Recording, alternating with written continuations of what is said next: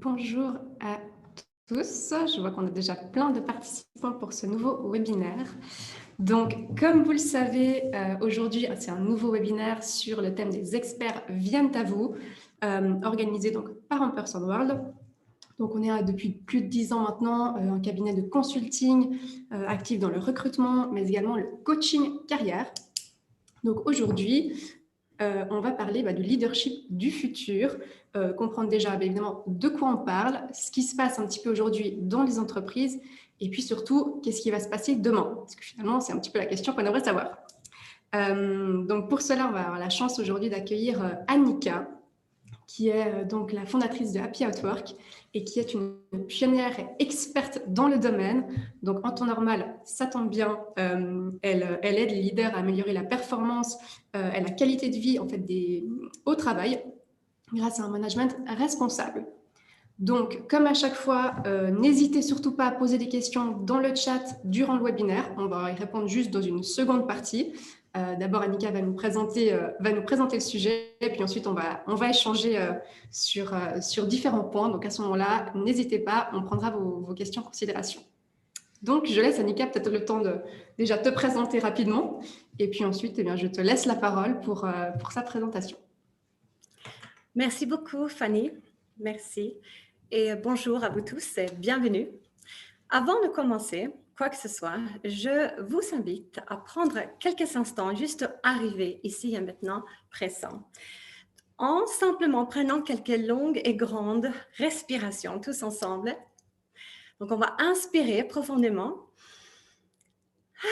et on expire. On prend le temps, juste arriver. On inspire de nouveau et on expire. Et encore une troisième fois, je vous laisse inspirer et expirer. Comme ça, on est là, pas seulement physiquement, mais également mentalement et émotionnellement. Et maintenant, comme je sais que vous êtes vraiment là, ici, avec moi, je vous dis encore une fois, bienvenue à cette conférence sur le leadership. Le leadership actuel, le leadership demain et comment s'adapter à ce contexte qui est plus que spécial, on va dire. Une partage d'écran pour parler de Happy at Work. Ça fait 13 ans que moi et mon équipe, on traverse le monde et on travaille avec les différentes entreprises pour amener une durabilité dans la performance et aussi dans le bien-être et l'engagement des équipes. On propose donc de différents services comme le coaching, le workshop, le keynote et tout ce qui est formation. Et le fil rouge, c'est que nous préparons les leaders de demain. Ça tombe bien parce que c'est ça que nous allons parler aujourd'hui. Et je me permettrai peut-être d'intervenir un petit peu en anglais et mélanger, comme peut-être vous avez l'habitude à m'entendre également. Je m'excuse d'avance, c'est ma façon de parler. Même si ça fait 30 ans que je suis dans les parages, mes racines anglo-saxons, suédois, etc., ça traverse encore. Donc, je vais commencer avec une question et un constat. Comme vous avez tous remarqué, the business context is evolving. Et ça évolue très, très vite. Et ma question à vous, c'est est-ce que vous, autant que leader, are you also evolving dans le même rythme ou pas? Parce que sinon, on va prendre du retard, ladies and gentlemen. Parce qu'on vient de passer une année où nous avons vécu une évolution d'entre 5 et 10 ans en seulement une année. Ça va très vite. En mars l'année dernière, notre monde a été bouleversé et nous avons vécu cette crise. Et qu'est-ce qui se passe quand on traverse une crise comme ça? On est confronté à l'incertitude, on est confronté à l'adversité et ça signifie également qu'on a plein d'émotions fortes comme la frustration, la peur, l'anxiété et c'est vrai pour nous, tout le monde est concerné. Et en ces temps donc turbulents, le rôle de leader n'a jamais été aussi important que maintenant. Parce que le leader, c'est le pilote dans l'avion, c'est le garant de soutien, c'est le garant de l'accompagnement et la sécurité des équipes et des organisations. Si cette crise a eu des conséquences complètement variables sur nos entreprises, elle démontre quand même l'inadéquation du management traditionnel à un environnement qui est plus en plus volatile, incertain, complexe et aussi ambigu. Et ça va très vite. Donc, ce nouveau contexte nécessite de mettre en place de nouvelles formes de management, de leadership et de collaboration. Et c'est ça qu'on va regarder un petit peu ensemble aujourd'hui. Comment s'adapter, quels sont les enjeux et comment s'adapter à ce contexte qui va très, très, très vite. Donc, regardons déjà les enjeux de leadership. Et j'ai une deuxième question à vous poser, ladies and gentlemen, et c'est « Why should I be led by you ?» Pour commencer, si on arrivera à se parler, à interagir aujourd'hui, si on est en live, en présentiel, je vous poserai cette question et je demanderai des réponses, mais j'aimerais que vous réfléchissiez à ça. Donnez-moi des raisons pourquoi je vous suivrai, pourquoi je vous accepterai comme mon leader. C'est une question qui est tricky, mais qui est extrêmement importante à se poser. Why should anyone be led by you? Quelle est votre crédibilité en tant que leader? Car il y a des enjeux importants de leadership. Et j'avais envie de partager avec vous deux petites quotes que vous avez certainement entendues déjà. Everybody knows it's not sufficient to have the best players in the football team. Pour gagner le championship, il nous faut aussi une super coach, n'est-ce pas? Est-ce que vous êtes ce coach-là? Et puis, le fameux employé join companies et il quitte les managers ou les leaders. Donc, tout ça pour vous s'introduire au sujet que oui, il y a des enjeux. Et nous allons regarder quelques données plus précisément pour ça. L'impact leadership. On va déjà commencer à parler de l'engagement. Surtout en cette période turbulente que nous traversons. Donc, un des challenges très, très importants de tous les leaders, c'est de garder les équipes engagées. Et est-ce que le leader a un impact sur le niveau d'engagement des équipes? Ben, la réponse est yes. Et ici, nous avons des données qui montrent qu'un manager compte au moins pour 70% du niveau d'engagement. Donc, ça veut dire que dans vos équipes, dans vos entreprises, si vous vous plaignez qu'on ne voit pas vraiment que les équipes sont engagées, ben, commençons à regarder comment ils sont managés. What about our leadership internally? D'autres études montrent que 75% des employés disent que le facteur numéro 1 de stress, le plus important, est le N+1, donc le manager direct. Et moi, dans mon travail au quotidien, parce qu'une de mes expertises, c'est d'accompagner des personnes qui sont fait des burn-out, qui sont de retour au travail après une longue absence, ben, je le vois ça. Je le vois très clairement que très souvent, c'est le leader qui met une pression, pas parce qu'ils ont forcément la volonté de le faire, surtout plutôt parce qu'ils ne savent pas gérer des situations de stress, ils ne voient pas forcément les signaux et ils sont tellement stressés eux-mêmes qu'ils n'arrivent pas à gérer tout le reste. Donc, ayons ça in our minds, please. Une autre chose, c'est la personnalité du manager direct a un impact également important sur la satisfaction générale des employés. Donc, une autre chose très intéressante. Et on sait tous que le stress et le désengagement, l'absentéisme représentent des milliards chaque année. Et donc, c'est ça qu'on va regarder un petit peu directement au niveau de l'engagement et le désengagement. Qu'est-ce qui se passe sur le plan global? Je pense que vous avez tous entendu parler du Gallup Institute. C'est une American Institute qui fait des research chaque année sur le niveau d'engagement sur le plan mondial. Et là, je voudrais partager avec vous quelques données sur le niveau d'engagement. Ils disent que 36% sur une population donc moyenne mondiale sont engagés au travail. Cette étude date de printemps 2020. Ça veut dire que 36% en moyenne, 36% dans vos organisations viennent avec l'état d'esprit « Wow, thanks God, it's Monday ». Et donc, ils vont go the extra mile, ils vont vraiment s'impliquer et être des ambassadeurs au niveau de leur organisation, leurs équipes, etc.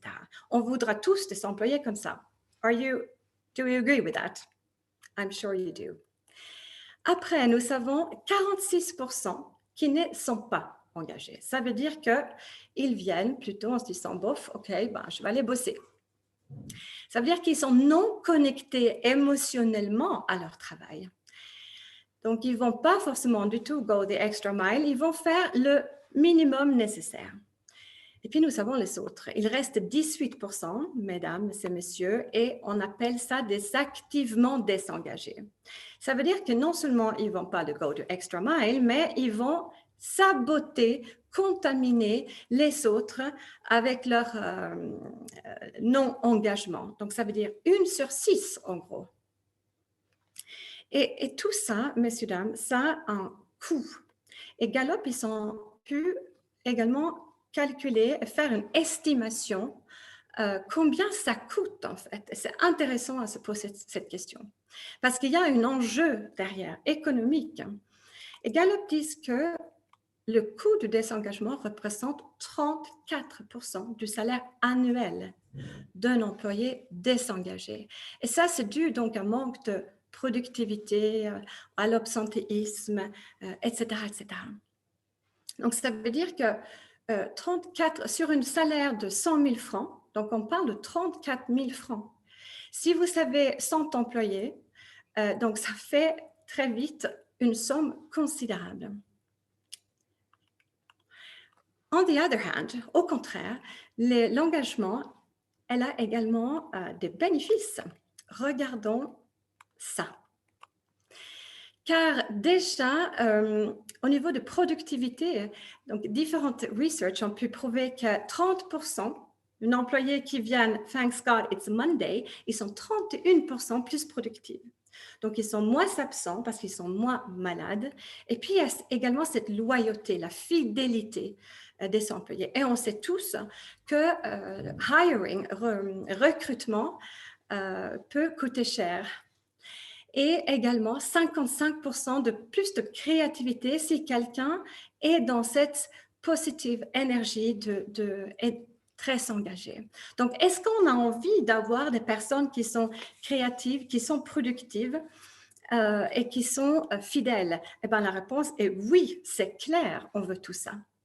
Qu'est-ce qui s'est donc passé pendant cette période un petit peu de lockdown, on peut l'appeler carrément?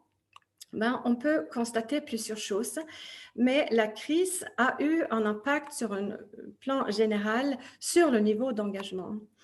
Parce que ça nous a affecté sur toutes les différentes dimensions, si c'est physique, si c'est émotionnel et si c'est mental.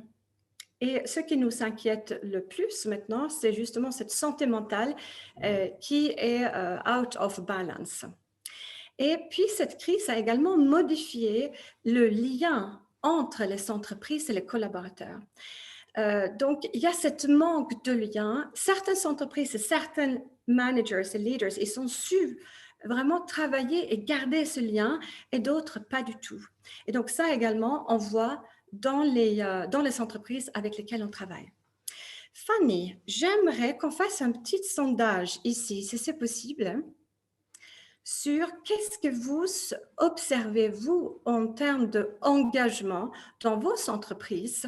Est-ce que vous voyez qu'on n'en voit rien du tout, il n'y a aucun impact sur le niveau d'engagement de nos collaborateurs depuis une année? Le niveau d'engagement a diminué, ou au contraire, il a été renforcé, ou je ne sais pas. Je vous laisse répondre et soumettre votre réponse.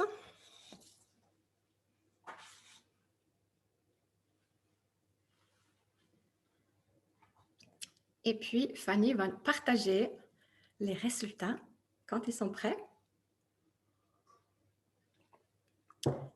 Interesting. 45% vous dites que le niveau d'engagement a diminué. 34% qu'il a été renforcé. Extra. Je ne sais pas, 17%, aucun impact, 3%. Alors, j'ai envie de vous dire, donc bravo pour le niveau d'engagement renforcé. Il faudra préparer aussi le retour maintenant au travail. Et parce que ça ne va pas être évident pour le leader à gérer. Pour ceux qui sont répondus, je ne sais pas. Eh ben, comment le savoir? Car ne pas connaître le niveau d'engagement, il y a quand même des risques. Et puis, le niveau d'engagement qui a diminué, c'est bien sûr, qu'est-ce qu'on peut faire pour que ça arrête de diminuer et pour que ça remonte petit à petit, surtout maintenant quand on va avoir une mélange, je dirais une hybrid, une hybride façon de travailler avec un certain nombre de notre personnel home office et d'autres on-site. Donc, ça va être encore plus tricky. Merci beaucoup, Fanny. On va continuer là-dedans, car qu'est-ce qui s'est passé? Ben, comme vous le savez tous, je ne peux plus avancer dans mon... Ah voilà. Le travail dans le contexte Covid, ben, ça a été compliqué avec l'incertitude, ce besoin de contact qui n'a pas pu toujours être satisfait. Et puis cette délimitation entre le vie privée et professionnelle, on a tous vécu et donc on a tous payé un petit peu les conséquences. Donc, comment on va gérer ça aujourd'hui et puis demain, quand tout ça, ça va revenir un peu à la normale, sauf que ça ne va pas forcément revenir à ce que nous appelons le normal avant. Nous allons certainement avoir un mélange, une mix entre home office et on-site. J'aimerais justement qu'on regarde, ben, maintenant, si l'engagement est si important, parce qu'il y a des enjeux humains, il y a des enjeux financiers également, qu'est-ce qui nous développe? De quoi on a besoin pour rester engagé? Regardons ça ensemble. Il y a les 3 R que j'aimerais partager avec vous, les 3 piliers. Relation, résultat, résilience. On va rentrer un petit peu dans les détails de ces 3 R. Si on a ça au rendez-vous dans nos équipes, ben, on va pouvoir développer une sensation de bien-être et surtout de l'engagement. De quoi je parle?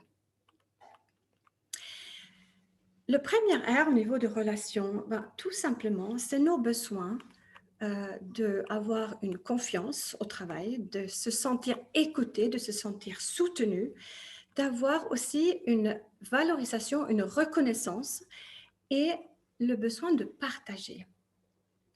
Alors ça, ce sont des besoins fondamentaux qui sont toujours là, bien sûr. Et encore plus quand il y a de l'incertitude, quand on ne sait pas trop comment ça va se passer.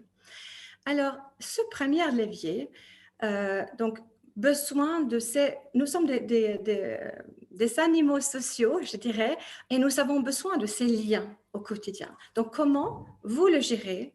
Comment votre direction le gère? Et qu'est-ce que vous mettez en place pour garder ces liens? Voilà une première question. Continuons avec le deuxième R au niveau de résultats. Ici, on parle de résultats tangibles, de accomplissement positif au quotidien. Et pour pouvoir accomplir mon travail, j'ai besoin d'un certain niveau d'autonomie qui est bien sûr personnel, individuel à nous tous. J'ai besoin également de voir cet impact que j'ai, que ça soit tangible et que je vois l'accomplissement, l'impact au quotidien. J'ai besoin, bien sûr, aussi des ressources nécessaires pour pouvoir faire ce qui m'est demandé. Et si je n'ai pas ces ressources, ça peut être du temps, ça peut être des bons matériels, les ressources en termes de humains, etc. Si je ne les sais pas, ben, mon niveau d'engagement va automatiquement et tout de suite diminuer. Puis le dernier point ici, sur ce deuxième R, c'est utiliser mon potentiel, my full potential.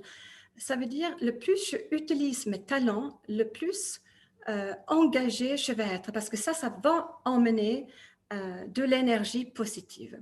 Donc ici, la question, c'est comment vous gérez cette deuxième R au niveau de vos équipes, vos collaborateurs. Et puis, la troisième R, résilience. De quoi je parle?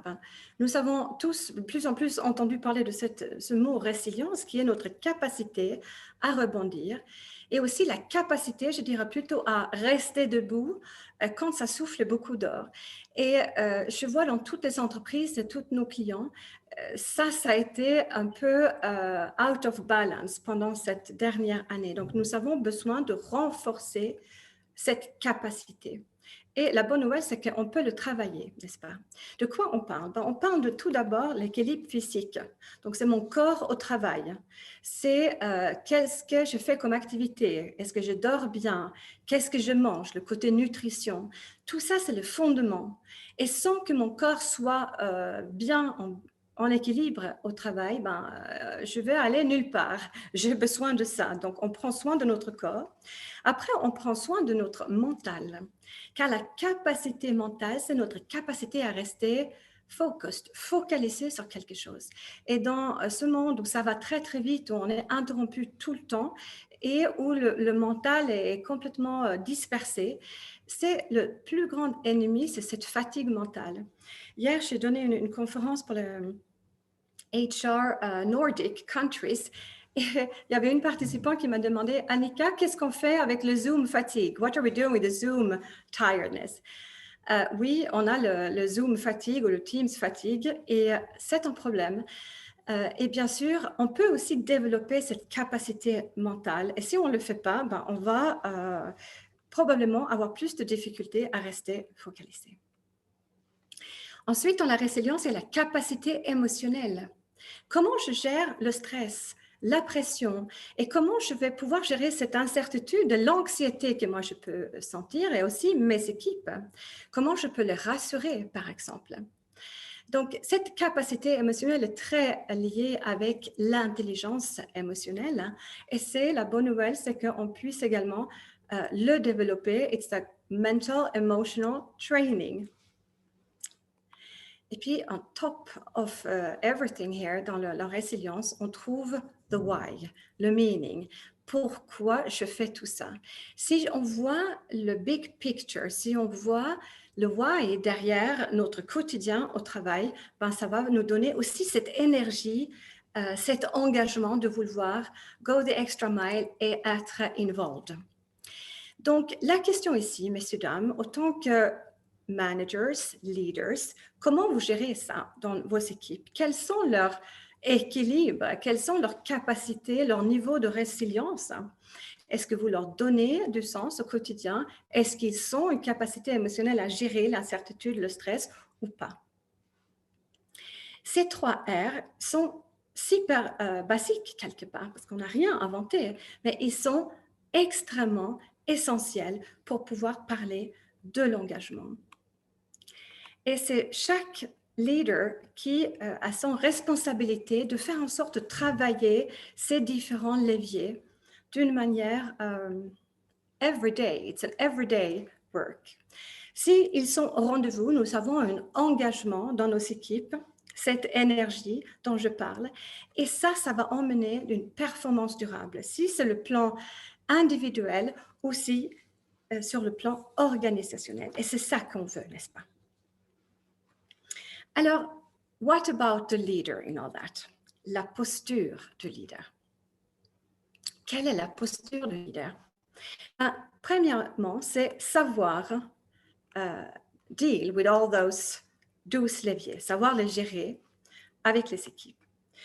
Ensuite, j'ai envie de vous dire et partager mon point de vue là-dessus. Comment garder et développer le niveau d'engagement dans l'incertitude? Ça veut dire comment être un leader efficace. Qu'est-ce que je peux faire au niveau de mes équipes? Et le mot très important dans le contexte actuel et le contexte futur également, c'est adopter une culture bienveillante. C'est le mot care in English. A caring culture, ou autrement dit, une approche centrée sur l'humain. Il y a plusieurs études récentes qui montrent les bénéfices de pouvoir mettre en place et de développer la culture de l'entreprise vers cette caring culture. Une bénéfice, c'est que les personnes, donc 60% disent qu'ils veulent rester plus fidèles à l'organisation. 95% se sentent vraiment included, donc ils se sentent, c'est cette community. Et cette community feeling est également extrêmement important. Et puis également, 91% recommanderaient l'organisation s'ils sentent que l'organisation se préoccupe de moi. They care about me. Donc, c'est cette bienveillance, cette préoccupation des autres, des uns et des autres, et le soutien derrière, c'est ça qui est intéressant.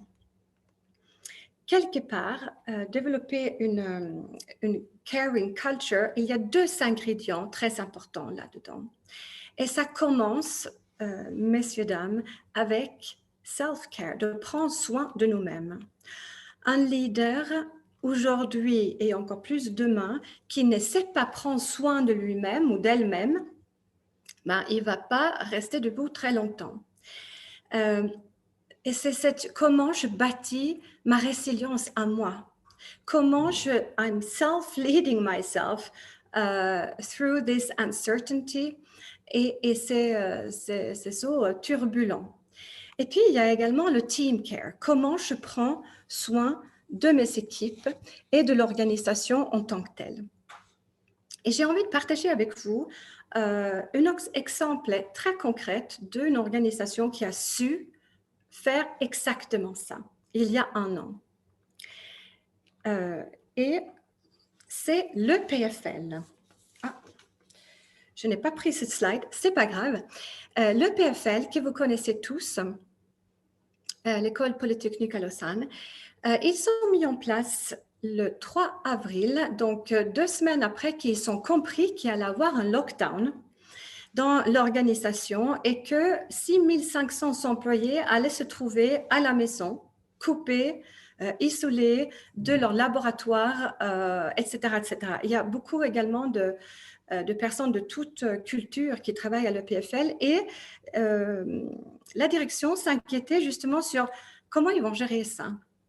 Ils sont mis en place, ils nous ont appelés, ils sont mis en place tous ensemble une plateforme qu'on a appelée d'ailleurs Self-Care et Team Care, un programme qui proposait aux 6500 employés des séances de coaching individuelles en ligne. Donc, on a fait aujourd'hui, de mémoire, plus que 750 séances de coaching en une année individuelles sur les 2 thématiques. Comment je prends soin de moi-même dans cette période et comment je prends soin de mon équipe.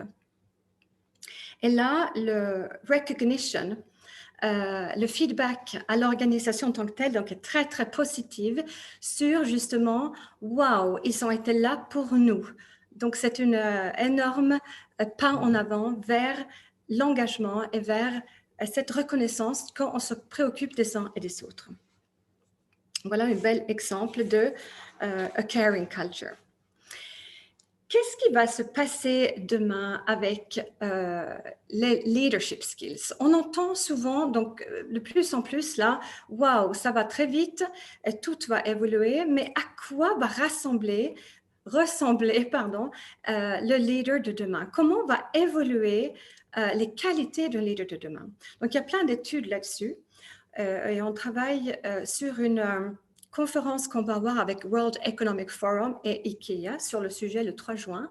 Et ils sont des magnifiques études là-dessus. Aujourd'hui, j'ai choisi de partager une étude qui vient de Forbes sur les, et c'est en anglais, je m'excuse, mais voilà. Nous sommes agiles, n'est-ce pas, et flexibles, sur les 5 traits principaux de futurs leaders. Ils parlent de agility. Donc, cette agilité, cette flexibilité, parce que demain, ça ne va pas être comme aujourd'hui, après-demain, ça va encore être autre chose. Et pour rester debout dans l'agilité, encore une fois, inutile de vous dire l'importance de développer cette capacité de résilience. Ensuite, il y a cette créativité. Alors, non seulement, donc ça souffle beaucoup, ça change énormément. En une année, on a fait 5 ou 10 ans d'évolution seulement en 1 year et on nous demande en plus d'être créative. Ah oui, créative de trouver de nouvelles solutions, de think out of the box. Et pour ça, il ne faut pas avoir une fatigue Zoom ou une fatigue mentale, il faut avoir de l'espace mental et de pouvoir voir justement les possibilités, les opportunités.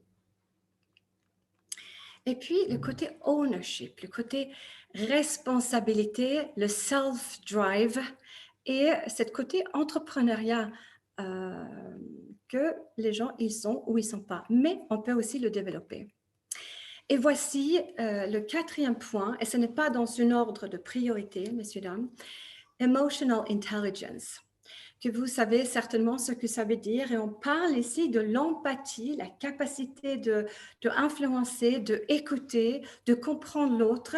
Et moi-même, bien sûr, ça vient dans cette résilience au niveau de capacité émotionnelle. Et puis la tolérance, je trouve ça très intéressant comme mot. La tolérance, c'est l'inclusion et l'acceptation de la diversité, ainsi de suite. Donc, j'ai envie de vous dire, what about you today? Où est-ce que vous êtes avec ces 5 traits de leader de demain? À méditer. Donc,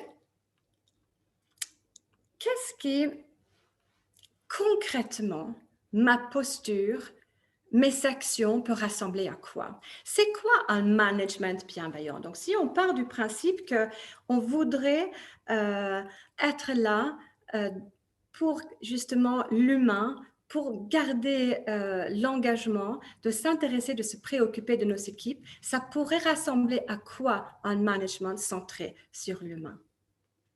Ben voilà.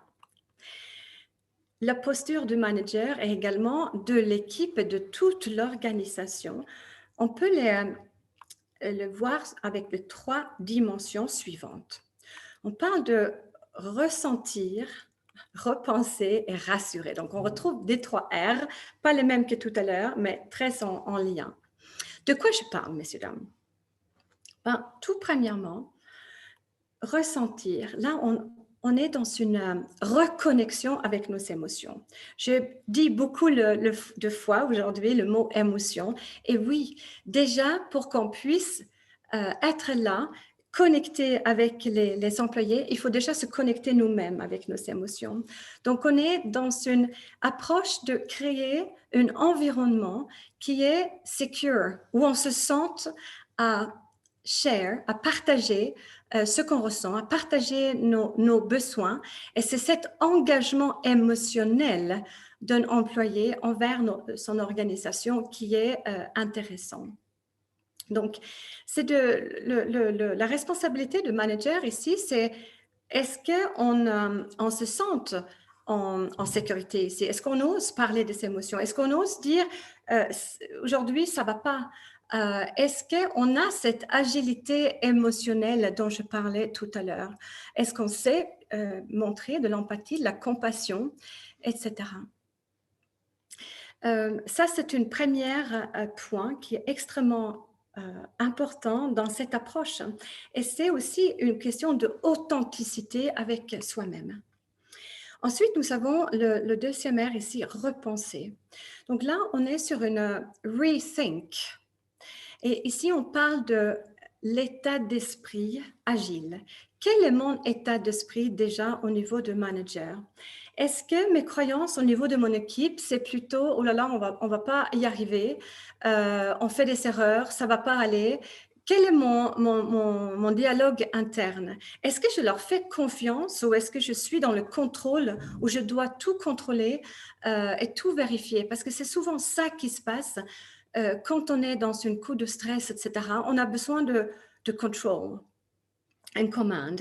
Et ça ne va pas fonctionner dans le contexte aujourd'hui de hybride où on va gérer des équipes home office, etc.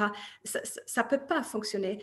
C'est plutôt de développer la responsabilité de chacun, de ownership, en faisant confiance. Et en étant très, très clair aussi sur qu'est-ce que j'attends de vous. Et également avoir, comme je parlais tout à l'heure, de cette authenticité, de oser dire les choses et d'être très, très clair de ce que je dégage. Parce que mon mental, mon état d'esprit comme leader va être complètement contagieux à mon équipe. Donc, je challenge ma façon de fonctionner, ma capacité mentale et je repense tout ça.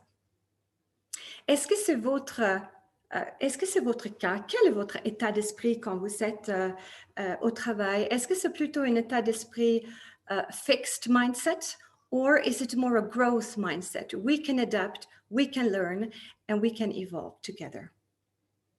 Good questions. Et puis ici, le dernier R au niveau de qu'est-ce que je peux faire concrètement pour adopter un management bienveillant, c'est rassurer. Rassurer dans l'action, je dirais. Car ici, on a besoin de structure, de clarifier dans cette colonne-là. Et ça se fait également en créant du sens, comme on disait tout à l'heure, au quotidien, on rappelle de pourquoi on est là, en valorisant également le travail. Dans le contexte incertitude et rapidité dans lequel on est, nous avons besoin de cette paramètre-là. Et puis également, dans les actions, we need to walk or talk. Il n'y a rien de plus frustrant où on perd un peu le nord, comme on dit en français, si we don't walk or talk. Si quelqu'un dit une chose, on fait une autre. Ou le lundi, on dit ça, et puis le mardi, on change complètement. En tout cas, sans aucune explication et sens derrière. Donc, nous avons besoin d'aligner nos comportements avec nos valeurs. Et puis, renforcer cette communauté, parce que cette communauté nous rassure également. Donc, tout ça, ces trois blocs-là, ressentir, reconnecter avec nos émotions, repenser et rassurer, ça, c'est la posture. Quelle est cette posture du manager demain pour pouvoir s'adapter à ce contexte qui va très vite, qui change, qui est incertain, et aussi aux nouvelles générations qui vont arriver et qui vont demander une autre approche du management.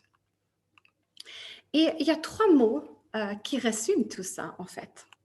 Et c'est caring, comme je disais, avec cette approche.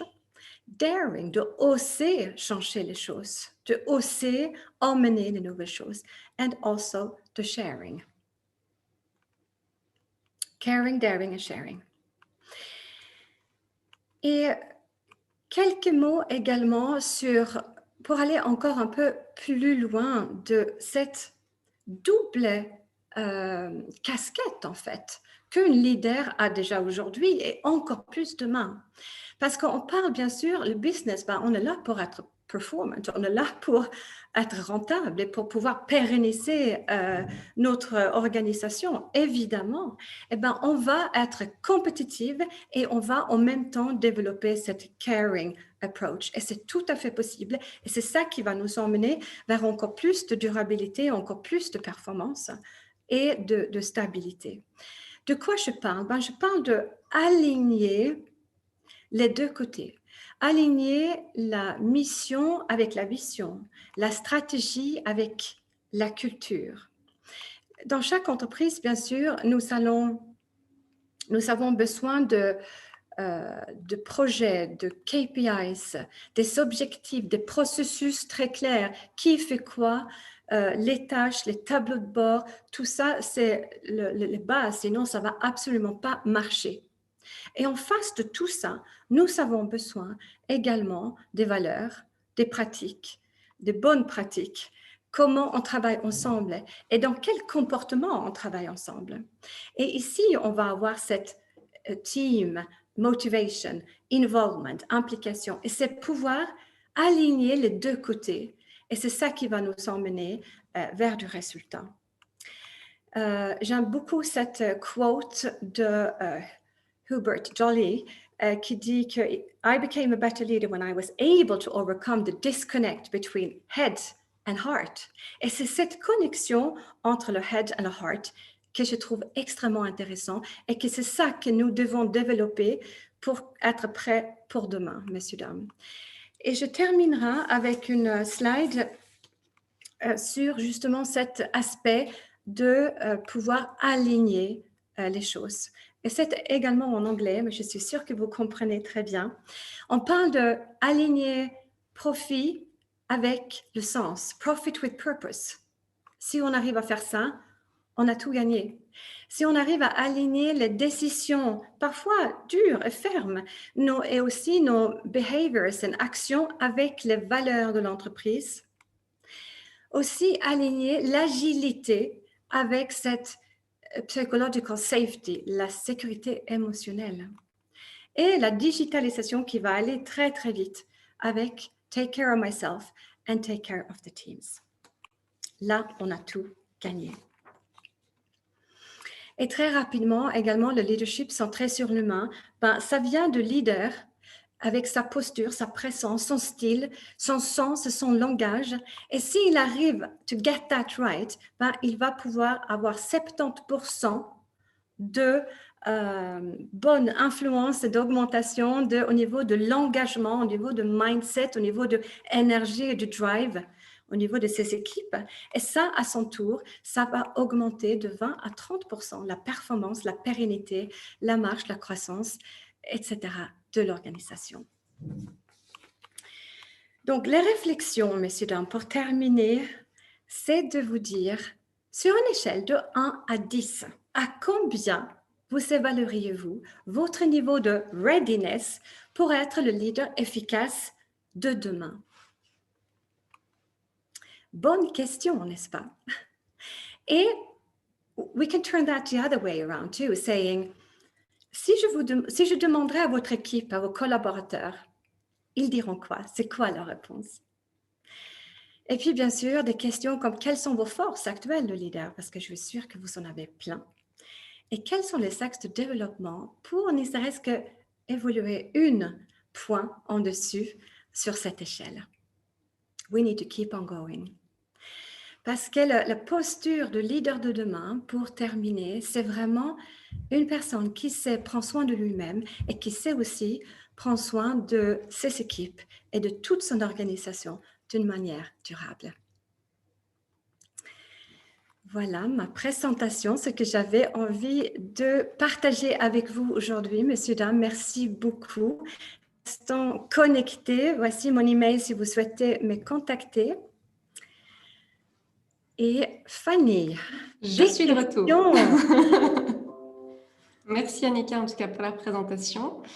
Donc pour tous ceux qui ont des questions ou qui voudraient peut-être nous renseigner sur leur niveau de leadership dans la dernière slide dans le chat, n'hésitez pas à nous dire aussi qu'on puisse avoir une petite appréciation. Du coup, je vais peut-être rebondir en fait sur le dernier slide, sur la fin de ta présentation. Par rapport au leader, est-ce que finalement tout le monde peut devenir leader ou est-ce qu'on peut devenir leader à tout âge dans une entreprise? Est-ce que ça s'apprend ou est-ce que qui peut être finalement, qui peut endosser ce rôle-là? Je pense que toute personne qui a déjà envie, il faut aimer les humains, il faut aimer les humains. Et puis, ça demande une mindset de vouloir évoluer, de curiosité et d'apprendre, cette growth mindset dont je parlais. Et oui, tout le monde peut le devenir, et ça demande une formation. Et ce que je vois un peu trop souvent, je dirais, c'est qu'on est un bon technicien, expert en quelque chose, donc on est nommé leader. Ça peut être tout à fait possible avec un certain accompagnement parce qu'on ne parle pas de mêmes compétences. Mais on peut tout apprendre. Je suis très optimiste, oui. Et du coup, sans faire de stéréotypes ou quoi que ce soit, hein, est-ce que peut-être dans les entreprises avec lesquelles tu as travaillé, peut-être est-ce que tu as constaté que finalement, est-ce que les gens qui sont depuis très longtemps dans une entreprise ou à un certain poste, est-ce que justement cette peut-être agilité pour engager le changement et puis se tourner vers un leadership un peu plus humain, est-ce qu'il est plus compliqué? Ou pas forcément? Oui, je pense que c'est pas évident de se mettre en question et de prendre une autre route. Et je le vois souvent et c'est extrêmement intéressant. Là, en ce moment, dans comme je disais, on a évolué 5 à 10 ans en une année et cette digitalisation qui va très, très vite. Et tout le monde, on est un petit peu freiné parce qu'on est résistant un peu au changement. C'est humain. Mais je dirais que les leaders, les managers, tout niveau dans les entreprises, ils sont parfois encore plus résistants que les équipes. Ça dépend, bien sûr, mais il faut vouloir se mettre en question et avoir envie d'évoluer. Et là, on est obligé de le faire quelque part. Parce que si on ne le fait pas, on va se trouver en retard. On va payer des conséquences au niveau de niveau d'engagement, de perte de motivation, de perte de performance, de rentabilité, etc. Donc, c'est coup de pied aux fesses. Voilà, c'est ça. Finalement, ça fait peut-être quelques années qu'on commence à parler d'un management plus humain, de voir aussi quelle est l'importance finalement du bien-être des employés dans une entreprise, parce qu'on sait que ça influence la performance de l'entreprise elle-même. Et aujourd'hui, avec le Covid, on va dire, ça a permis peut-être de dire un petit peu, bon, maintenant, c'est plus dans 3 ans, hein, c'est là tout de suite qu'il faut commencer à engager les changements. Mais oui, Ouais, c'est là tout de de suite. sortir l'urgence un petit peu. Sentir l'urgence. Et puis, si on ne le fait pas, les générations qui vont arriver sur le marché du travail, ils vont nous obliger de le faire de toute façon. Donc, oui, c'est ça. C'est soyons qu'après, il va un peu falloir s'adapter. proactifs.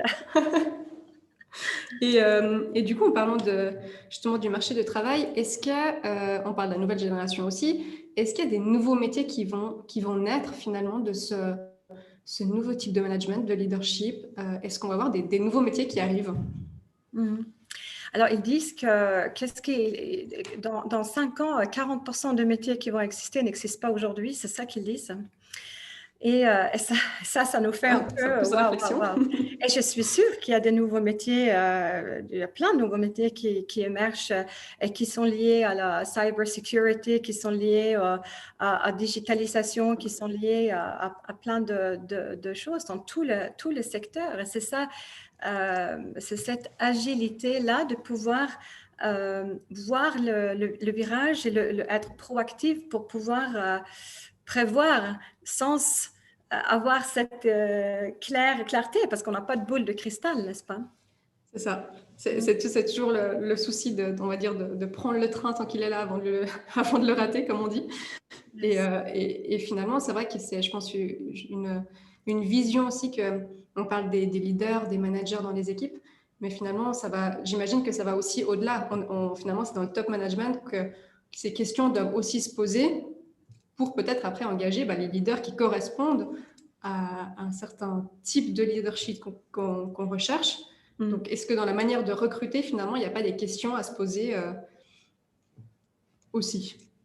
Si, et vous le savez très bien chez Ampersand World, je sais que vous le faites très bien. C'est une personne, un leader, c'est avant tout, et on l'a vu dans les statistiques au niveau de son impact, c'est avant tout une personnalité. Oui, c'est un leader, quoi.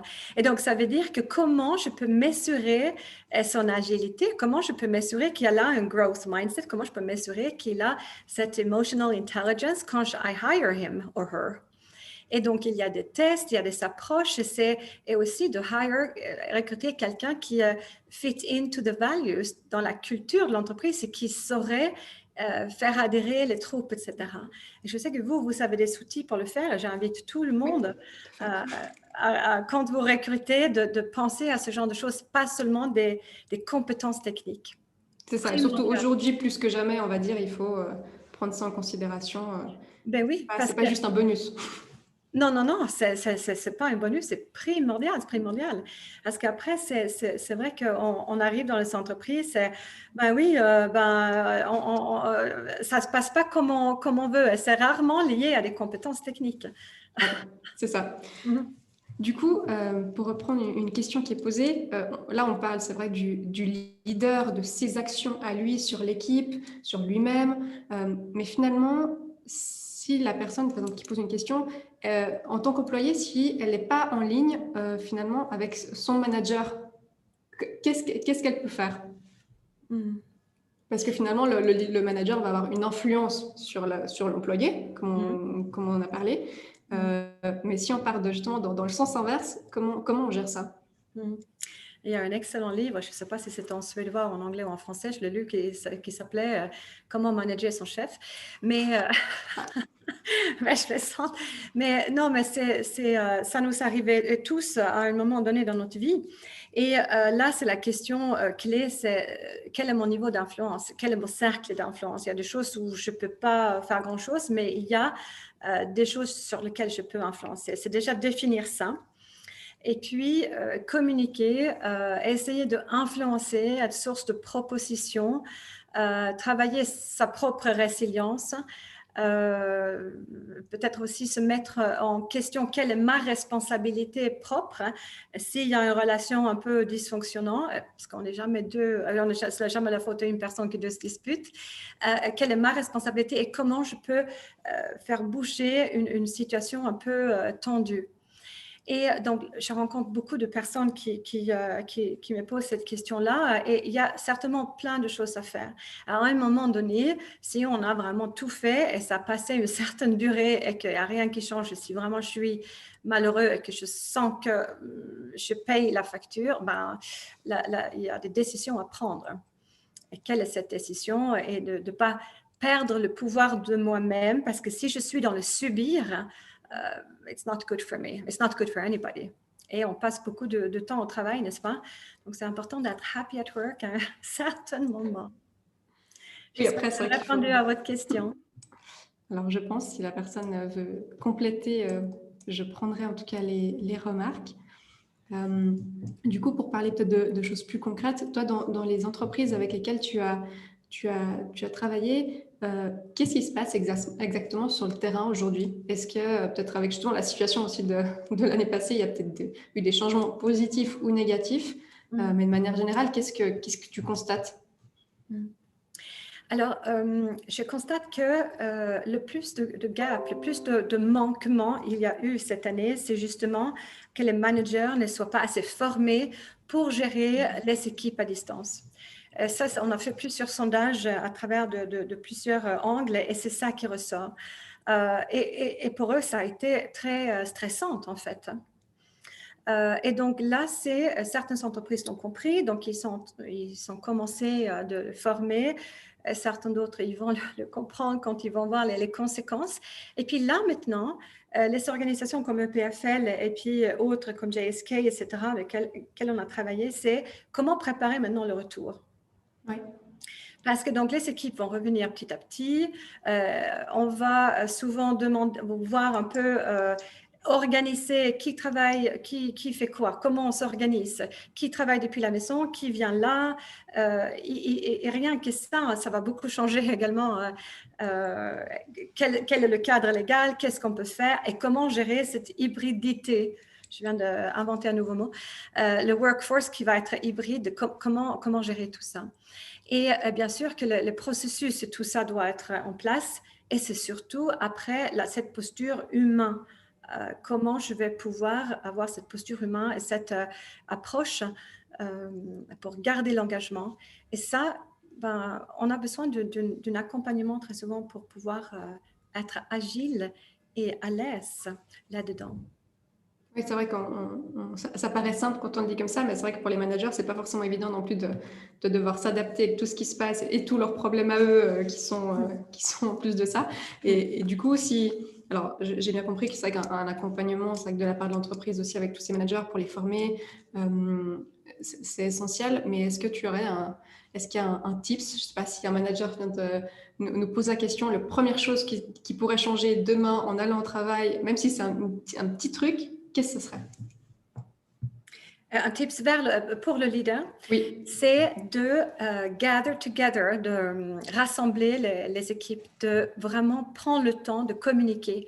Là, au début, quand ils vont tous revenir, je dirais qu'il faudra des heures, quelques heures, vraiment pour pouvoir passer du temps ensemble. Nous aurons vraiment besoin de ce moment-là. Ça peut être, on va faire un pique-nique dehors, on va faire on fait quelque chose. Il faut rassembler les gens et recréer les liens en direct. ok. Oui, mais Et surtout puis aussi, une autre chose, c'est de demander aux gens. Parce que nous, on a cette tendance de croire qu'on sait ce qu'ils ont besoin. Eh bien non, on ne sait pas. Donc, on pose la question. Et on est juste un facilitateur, en fait. Comment voyez-vous maintenant cette période de revenir sur quelques semaines, par exemple? De quoi avez-vous besoin? Comment on pourrait travailler ensemble là? Posez-leur la question et involve them in the process, in the thinking. Ok.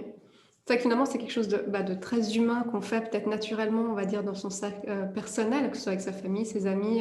C'est des questions qui viennent peut-être naturellement, mais qu'il faut qu'on intègre un petit peu plus dans le côté professionnel aujourd'hui pour justement lancer la discussion et ouvrir le dialogue aujourd'hui. En tout cas, plus que ce qui est parfois fait dans certaines entreprises.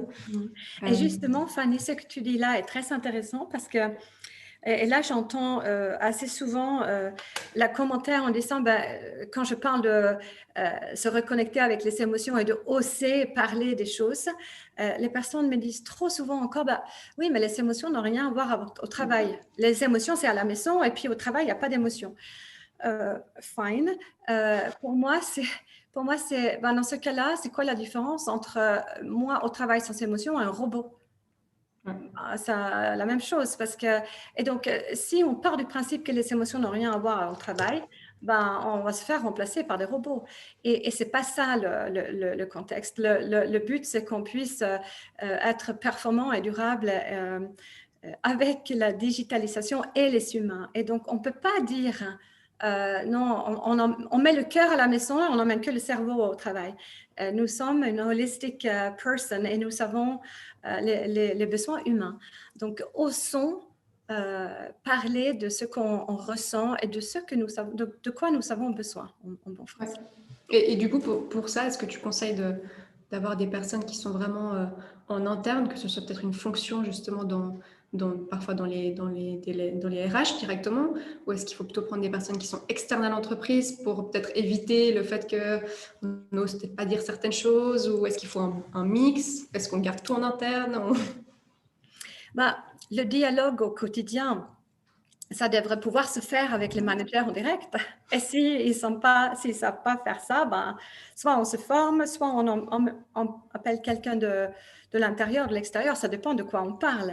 C'est sûr qu'à un moment donné, si c'est des choses difficiles à évoquer, il vaut mieux que ce soit quelqu'un de l'externe, car ça dépend du besoin, en fait, de la personne. Ouais. Mais à un moment donné, si ça devient trop difficile, des sujets personnels ou de conflits, etc., il vaut mieux avoir quelqu'un d'externe, car cette personne va être objective et pouvoir, il n'y a aucun risque avec ça, en fait. Ouais. En tout cas, ce que je retiens personnellement, c'est que c'est surtout ce côté agilité dont tu parlais, que ce soit du manager ou du top management directement aussi, parce que finalement, tout le monde doit un petit peu revoir on ne va pas parler de revoir l'entreprise complète, hein, mais de revoir un petit peu la manière d'aborder les choses. Parce que c'est vrai que si certains sont souvent un petit peu frileux de changer certaines choses qui marchent bien aujourd'hui ou qui ne marcheront plus demain, mais personne ne s'en rend encore compte, il faut aussi dire à ces personnes-là que justement aujourd'hui, il faut y aller. Hein. C'est des choses importantes, c'est plus juste de dire ah oui, l'employé, il faut qu'il se sente bien. Il faut vraiment que ça fasse partie intégrante de la vision de l'entreprise. Daring, caring and sharing, yes. C'est ça. C'est ça. C'est vrai que justement, je posais la question aussi par rapport si on peut devenir leader à tout âge et comment ça se passe actuellement dans les entreprises, parce que alors je ne sais pas si c'est une fausse croyance, mais c'est vrai qu'on parle de cette nouvelle génération qui a d'autres besoins aussi, qui commence à amener dans les entreprises un moyen de fonctionnement qui demande de s'adapter. Est-ce qu'on peut penser que cette nouvelle génération sera peut-être, si je peux me permettre de dire ça comme ça, en guillemets, des meilleurs leaders? Est-ce qu'il y a cette conscience aujourd'hui qui est plus déjà intégrée? Alors, j'espère qu'il y a une évolution à voir, mais en tout cas, ce que je suis sûre, c'est qu'ils ne vont pas accepter le leadership à l'ancienne avec la hiérarchie top-down trop complexe, avec des choses qui ne font pas de sens, et ils ne vont pas non plus accepter les choses que ma génération a acceptées, donc de subir. Ils veulent être acteurs et engagés. Ils sont tout à fait conscients qu'on peut diriger et travailler différemment. Donc, ils ne vont pas accepter, ils ne vont pas rester. Donc, le turnover va complètement augmenter. Après, oui, j'espère qu'ils ont une growth mindset différent et qu'on va voir de nouvelles choses. À voir. Ça va être intéressant en tout cas de voir ce qui va se passer durant les années à venir. J'ai même presque envie de dire les mois, vu à quel point tout change très très vite. Yes. Oui. En tout cas, si ça a pu peut-être aujourd'hui, en tout cas, ce webinaire faire une petite piqûre de rappel, on va dire, à certaines personnes pour voilà, comprendre qu'il faut maintenant se mettre dans le mouvement et changer les choses, et ben tant mieux. Ça sera en tout cas un bon point. Donc voilà, en tout cas, si personne n'a d'autres questions, je pense qu'on va arrêter là pour aujourd'hui. De toute façon, ils ont ton email ou on peut me contacter si ils en ont besoin pour te contacter directement.